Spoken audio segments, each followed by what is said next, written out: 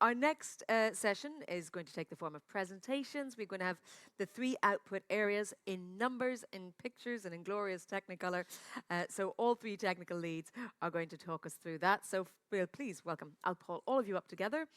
Diego Barrero, Technical Lead of Output Area 1, looking at short-term technical assistance. Yasmine Galoul from Expertise France, former Technical Lead of Output Area 2, which is Capacity Development for Development of Financial Institutions. And Marika Gertz is Technical Lead of Output Area 3, and that's the ICR Knowledge Hub. I think, Diego, you're going to kick things off. Right, well, there's a microphone and a stand if you need it, and you should have your clicker. Okay, good. Hello everyone. It's great to be here once again. On behalf of the whole team of the ICR Facility, we want to welcome you to this celebration of the ICR Facility on these 5 years. Just as a recap, the ICR Facility is organized through 3 output areas. The third one is our Knowledge Hub, which is going to be presented by Marike. The second output area is capacity building for development financial institutions, which is going to be presented by Yasmin. And I'm going to start by our output area 1, which is our on-demand technical assistance instrument. Oh, it works. So today we're celebrating 5 years of ICR technical assistance. And when I was first asked to make this presentation, I couldn't help but asking myself this question, which is, what makes truly what makes an ICR intervention truly successful? And of course, there are many answers, there are many recipes. But I believe that the main ingredient is to have a committed partner, a committed partner that is ready to navigate the troublous waters of red tape, of bureaucracy, of lack of competitiveness, lack of representativeness. A committed partner that, in a certain way, is ready to challenge the status quo. So this is also a celebration about those partners, and today we're also celebrating that journey of our own partners. So the ICR journey certainly is our journey as implementers, but it's definitely the journey of our partners, all those that are behind those bricks of our ICR logo. So this is the journey of Patricia.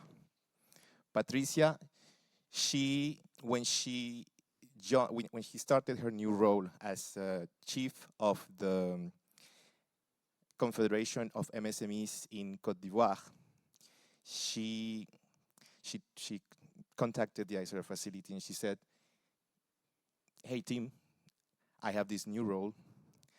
It's a huge responsibility, but our organization is not very influential in the national space." It's also the journey of Alicia. Alicia, she's a cacao producer in the El Ceibo province in Dominican Republic. She is not only a cacao producer, but she also represents hundreds of rural women that have spent their whole life in the fields working in the crops, but they don't have access to finance. And it's also the journey of Ousmane. Ousmane, he's the chief of the Traders Union of Senegal, and he represents hundreds of traders in the country. And one of the main challenges that they face is informality. So these are 3 journeys, but in reality, it's 87 journeys. Why? Because we have 87 different projects.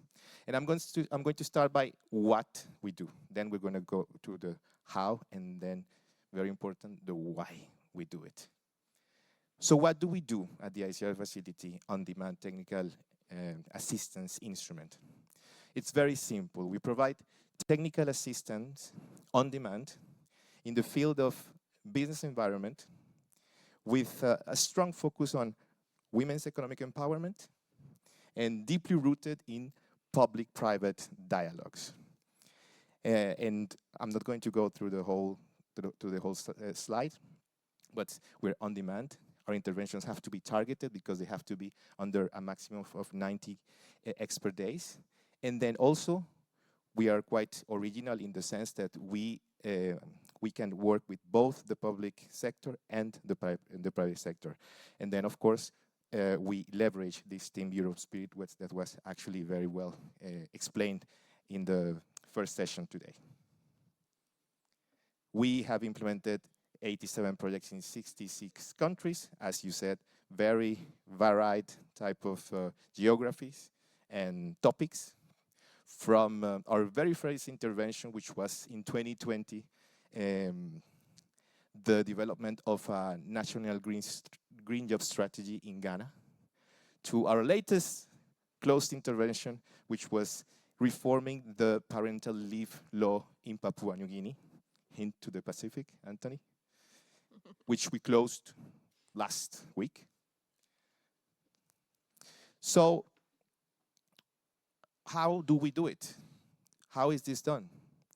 As it was mentioned by Chris initially, the investment climate, it's a big concept. It's multi-dimensional. So it requires this kind of flexibility and this kind of opportunistic approach to see where is the right angle where with such a targeted technical assistance we can actually make a difference. So we have implemented interventions at the national level, like for example, reforming the registration process for sole traders in Tuvalu, or reforming the PPP framework in Djibouti, or a new industrial policy for Eswatini or for Seychelles. But we can also work, or we have worked, at the vertical business environment type of reforms, which is industry-specific type of reforms. Like, for example, our work where we supported the improvement of the business environment for the manufacturing sector in Tanzania, or for the sesame in Togo, or for the kava in Tonga, just as you saw. We also work at the multi-country level because we are conscious that some of the issues have to be tackled at a trans or a supranational level. And in those cases, we have examples like the one you saw where we supported the development of a public-private dialogue in the UMOA, West Africa Economic and Monetary Union, a PPD platform, which I'm telling you is going to be an example, not only for African countries, but for the whole world. And it's going to play a key role in regional integration in West Africa.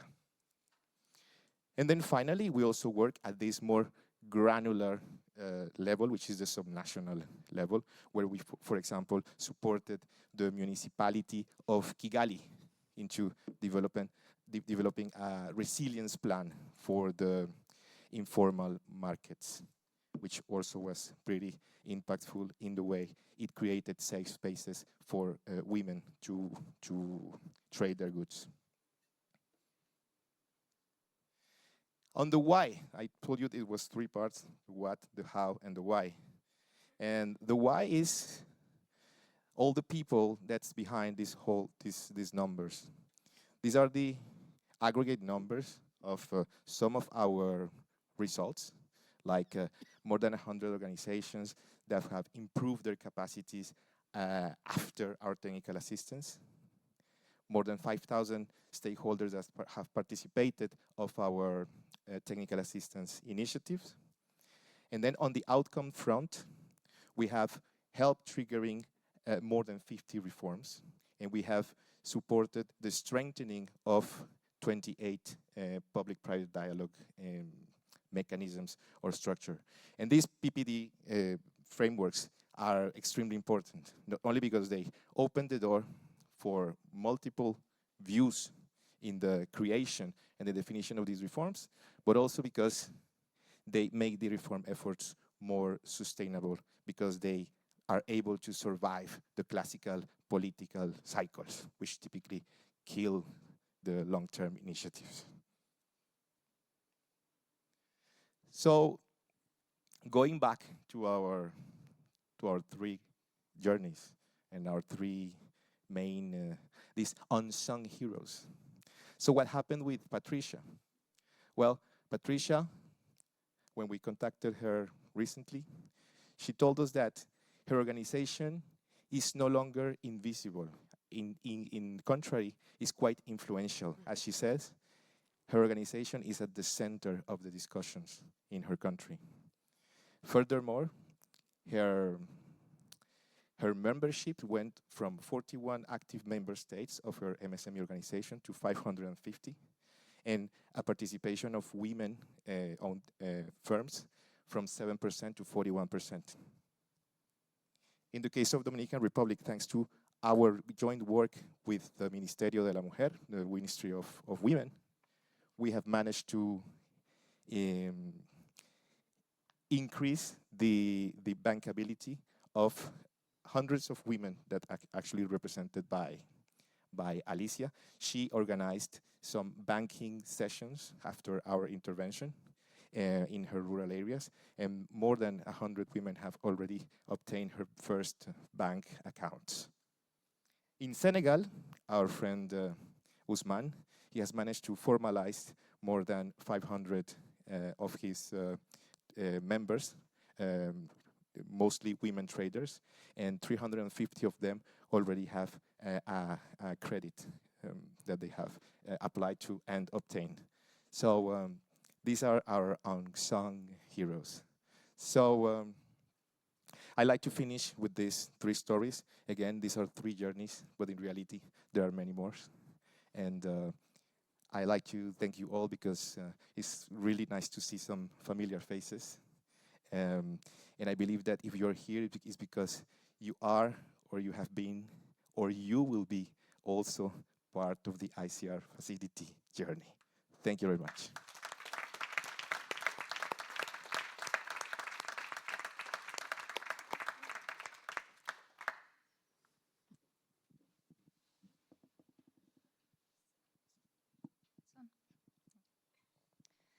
Thank you, Diego.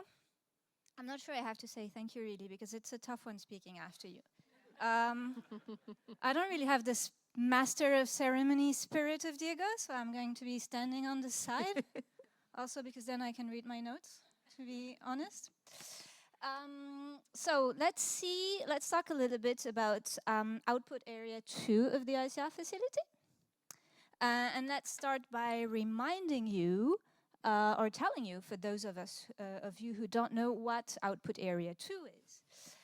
Output Area 2 is strengthening national and regional development finance institutions in ACP countries, and it starts from the fact that development finance institutions, development banks, they play a crucial role in improving the business environment and the investment climate in the countries they're based in, because they improve access to finance, because they leverage public finance to get more private finance, and also because they play an important role in PPD and policy reform.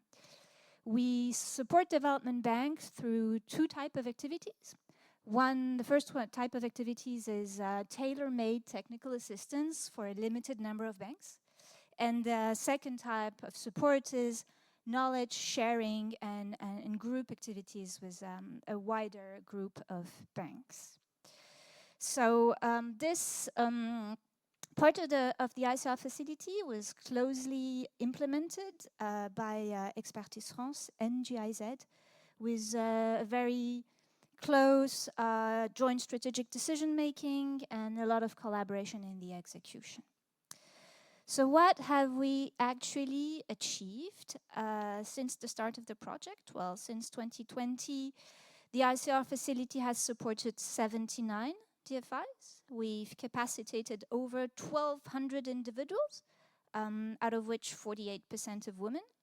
We've produced and shared more than 176 documents, and And we've organized more than 80 trainings and workshops. And also, we have identified 12 DFIs that have improved their performance according to our internal criteria. As you can see, when you look at the slides, we've actually overshot all our objectives. Does this mean that the objectives were not the most relevant? Well, I don't think so. What it means, it's actually interesting to compare what we thought we would be doing at the start of the project and what we actually achieved after 5 years.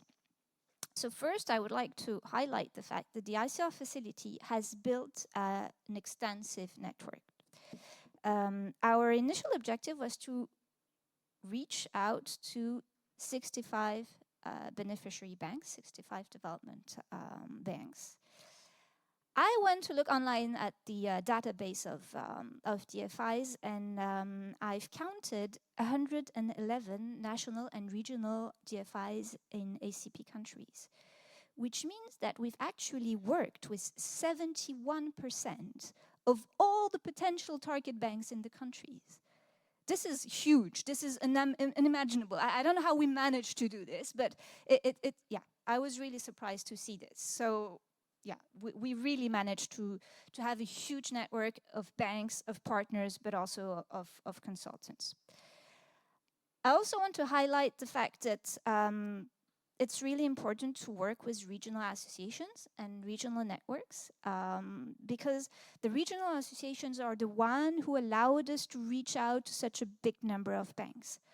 The first activity we carried out in the support to development finance institution was with ADFI, the African Association of Development Finance Institution, and we continue working with them up until today. And we've started working this year also, for instance, with the SADC Development Finance Resource Center. So we keep using this regional association and these networks to reach out to a larger audience, and they're really key in amplifying the impact of a project such as ours.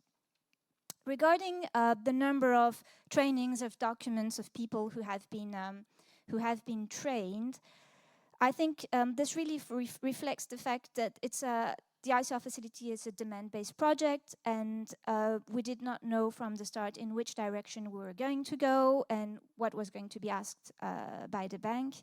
It also shows how flexible and adaptive we are, and how we can build on activities. For example, we can do a study. Based on the study, we disseminate the result through webinars, through trainings, and then we have knowledge projects, and so the results keep piling. Regarding the 12 banks that have improved their capacity, I would like to give you an example of what's behind this number. The example I chose is that of improved access to international funding. For instance, we worked with one of the banks on a gap assessment to work on their accreditation to the Green Climate Fund. And we learned earlier this year that they were actually GCF accredited. So that's a huge result for us. We've also worked with banks that, after receiving technical assistance from the ICR facility, they were able to receive credit lines, for example, on trade finance. So these for us are very, very positive results. This is a slide showing the logos of the 22 banks that have received tailor-made technical assistance from the ICR facility. I'm not going to go into detail, but we've worked with very diverse banks, with small banks, with big banks, with national, regional ones, with francophone ones, anglophone ones, with banks that do direct lending to SMEs, but also with banks that only do on-lending, wholesale lending. We've worked with different kinds of support, doing studies, trainings, advisory services on very diverse topics, especially in the first three years. And the TA that we provided, very importantly, was not linked to any kind of funding, and it really responded to the needs and the priorities of the development banks, and it was very, very flexible. I'd like to present to you process that we went through in 2022, when, as the other components of the project, we decided to focus on women economic empowerment and, in our case, on gender lens investing. We, at the team working supporting DFIs, we were actually quite worried that the demand for gender-based activities from banks was going to be very, very low. So we decided to put in place a mechanism to actually generate this demand. And how did it start? It started by us doing a study in April 2022 to identify best practices. This study actually helped us also identify champions and consultants working on gender finance with DFIs. We then went through an awareness raising phase where we disseminated the results of the study through webinars and online trainings. And actually this led us to a quite unexpected direction with a sort of spin-off with the creation of an online course on how DFIs can mainstream gender. And this course is now published on 4 different platforms, and more than 300 people have actually gotten a certificate after taking this course. So this was really an unexpected result we had at the ICR facility. So after the dissemination phase, we did a call for proposal, and the results of the study really helped us identify the next batch of banks that we would be working with. And it also led to a more standardized offer of the ICR facility, because in the last 3 years, we've been working on very similar topics with development banks, going through gender assessments and then developing or updated gender policies and strategies and action plan, and then working on M&E. And the result of this whole process was more than 90% of our activities during the second phase of the project were gender related. And this is all because we were worried that we were not going to get enough demand on gender that we put in place in process, and it was very successful. A short example of a bank that we've worked with is the Federated States of Micronesia Development Bank. It's an interesting example for several reasons. The first one is that it's a bank that we did not know of during the first phase of the project, and it was actually identified as a good practice during this study that we did in 2022. Another example why it's interesting is that they told us from the start, we do not want to develop financial products only for women. So that was an interesting take, and a take that we heard a lot from a lot of institutions. And so we worked with them to develop products and processes that were gender sensitive without being done exclusively for women. They also tackled gender from several angles, and they're always a good example to give to other development banks. And for example, in Micronesia, there's a movable asset registry, so we were able to work with them on the topic of alternative collateral. And also they were extremely motivated. They're in the Pacific. I've seen them logged in meetings at what was for them 2 or 3 a.m. at night in order to follow debates with other DFIs. So that was very, very impressive. And it was also a very good example of how management's buy-in is important, because this very nice lady you see on the slide here is the CEO of the Development Bank of Micronesia, and she was there everywhere. She was in the training, she was in the workshop, she was she came to Kigali. I mean, she traveled 3 days to come to Kigali last year. So yeah, their level of can't find my word. Commitment was huge. And then I won't spend time talking about the knowledge sharing activities of the ICR facility, because there's going to be a specific session on peer learning and financial institution later today. But just to mention the fact that there's a very, very strong demand for peer learning at the technical level between DFIs, and that we've developed more and more activities going in this direction. I want to say one last thing, is that we were very lucky in all the work we've done supporting development finance institutions to be able to benefit from the current global dynamic, supporting DFIs, providing technical assistance to DFIs with the whole finance in common summit dynamic. And also that we were very proud to be able to contribute to make the voices of national ACP DFIs heard on the global stage, because they're often overlooked in favor of multilateral development banks or big banks from the north. And we feel that we really contributed to make them heard, and yeah, pretty proud about that. That's it for me.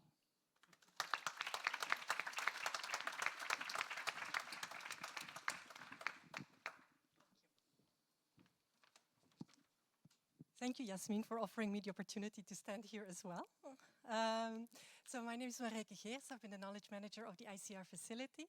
And I thought to start off, I would take you back to the beginning of this journey when we were really thinking, okay, what do we do with such a knowledge hub? It's quite a challenge to set something up that is relevant for the investment climate, which is a really broad area, as we discussed before. You can go any direction and it's still relevant.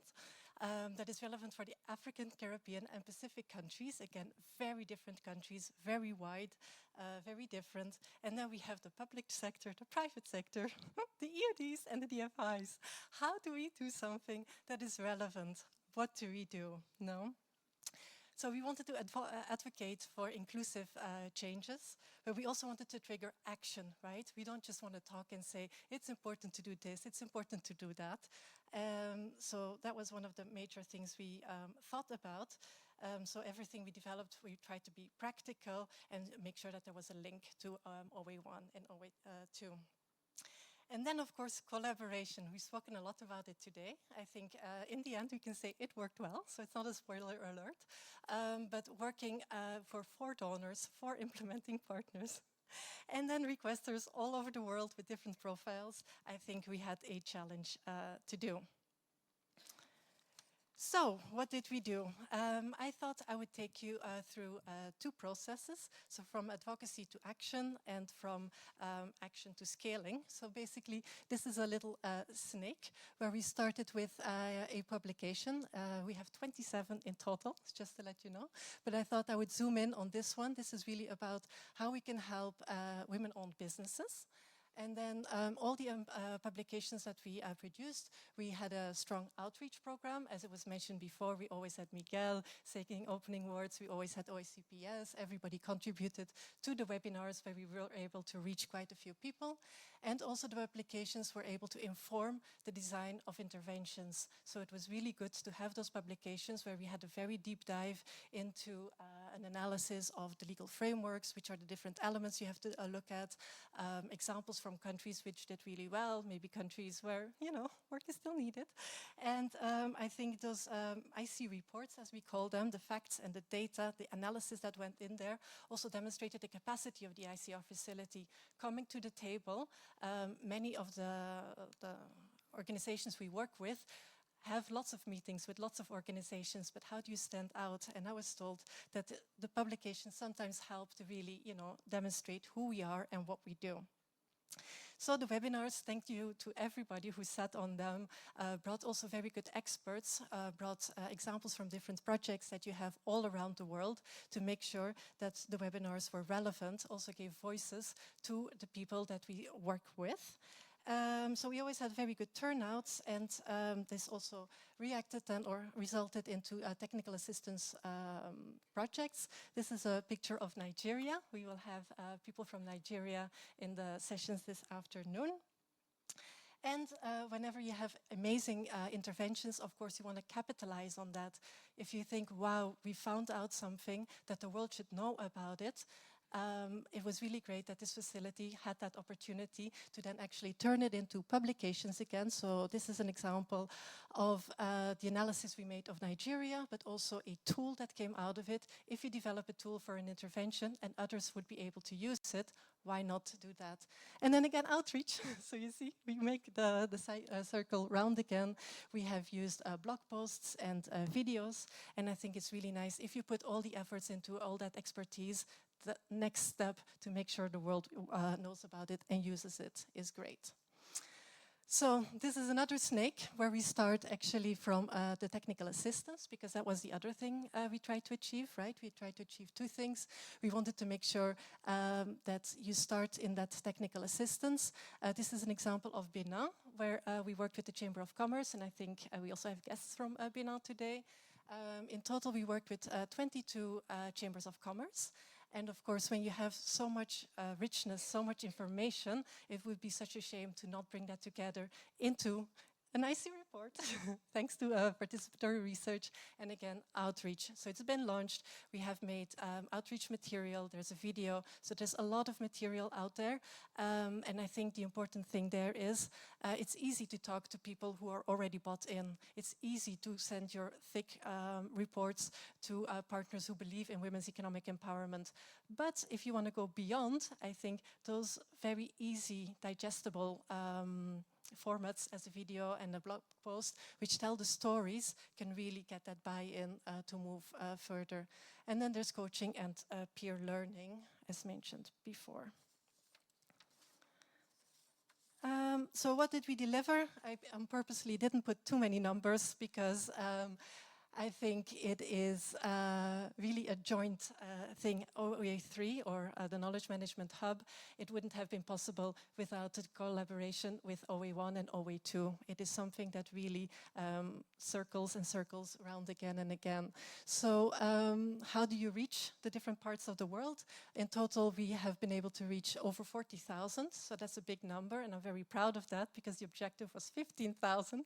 So I think that is really, really great. And I think the way we were able to do that was through a range of knowledge products, as mentioned before. So the action was achieved as well. So I think we went beyond just words. And I think the beauty was, as mentioned, through the interventions, but we also organized clinics and trainings through OA3 specifically. And of course, networking in peers-to-peers events, etc. So another thing that I wanted to shine a little bit of a spotlight on, I know everybody's hungry, it's about lunchtime now, so I won't keep it long. But I think the BR for We, or Business Environment Reform for Women's Economic Empowerment Training, is a nice example of the way we work. So based on all that research that we did on women's economic empowerment, all the series of research, we turned it into a training. And that training, we trained master trainers, and the master trainers come from Africa, Caribbean, and Pacific countries. It is really important because women's economic empowerment is a very cultural thing. It's a very sensitive thing, and it's important that the change is made through people from their own countries, so to say. So we have master trainers, and that content is then being tailor-made and delivered to our partners. It can either be at the beginning of an intervention to make sure that you all start off on the same foot, you have the same understanding and buy-in, which has been really important. But equally, we've delivered the training at the end of an intervention where you have all the recommendations, you have all the material, and then the training can really make that extra little step to make it all happen. So building blocks all over, the possibility to flexibly put them where they make sense. And then the same content, as Yasmin was mentioning, is also available online. And I would like to invite everybody to have a look at the material. And if it is of use to you, this is really open material. It's there for everybody. You can upload it on your own websites or use it in your own training. The experts are there. I would love to introduce you. I think we're all here with sister projects, sister organizations. We all have the same objectives. And I think the same offer goes for the different materials, how we've done it. If you're interested to learn how we did it, please come and find me. I would have loved to have spoken about all the different materials, but unfortunately I don't have the time. We have worked on youth economic empowerment. access to finance, social and green economy, public-private dialogue, and of course, women's economic empowerment. There's a little table in the beginning of the other room. Come and find me if you feel like talking about it. There's examples about how we made this circle for all those different topics, because I know everybody cares about youth, everybody cares about a greener economy, and there's a lot of material that we would love to share with you. So I think lessons learned, differentiate. There's not one document that will serve everybody. If you've made the investment of doing the research, do the extra little steps to make sure it reaches the different places. You can trigger action, but it takes time and focus. So I think it was very clear everybody in this team has contributed their time, their knowledge, and it wouldn't have been possible to reach these numbers without everybody reading the documents, commenting on the documents, using the documents. So I think when you set up the deliverables of your team members, put in knowledge management, because if not, it's not possible. It's simply not possible, and it does pay off, I think. As a lead of OA3, it pays off, but also focus. So as I started, there's so many different topics that could be interesting, so many things that we should be tackling in this world. 6 series here, but when we said women's economic empowerment is going to be the focus, that's where we had the most traction. I think that is really what I mean with focus. If we say this is really non-negotiable, this is what we do, that's when you get such great results. And then of course collaboration, I think it's already been mentioned, and it will still be mentioned this afternoon. It does lead to higher quality and quantity. I think when we first started, we were a little bit lost. How do we do all these things together? I still remember sending out a first report and then getting back 10 emails and then all those different comments, you know, how to put them all together. Luckily, digital world has changed a lot. So these days, you put it on one file, everybody, you know, has a conversation online, so to say, in real time, which is much easier than receiving all those comments and copy-pasting them and seeing that one loves it, the other one doesn't. But anyways, I think the true lesson for me here is it was great that we put in that time, because we got to know each other as organizations, as people, and every time it got easier and easier and easier. And I think because we made that effort in the beginning, these are really truly documents that are being used. If you just do your own thing, it's faster, but I don't think you achieve the same. With that, I will wrap up so everybody can eat. Round of applause.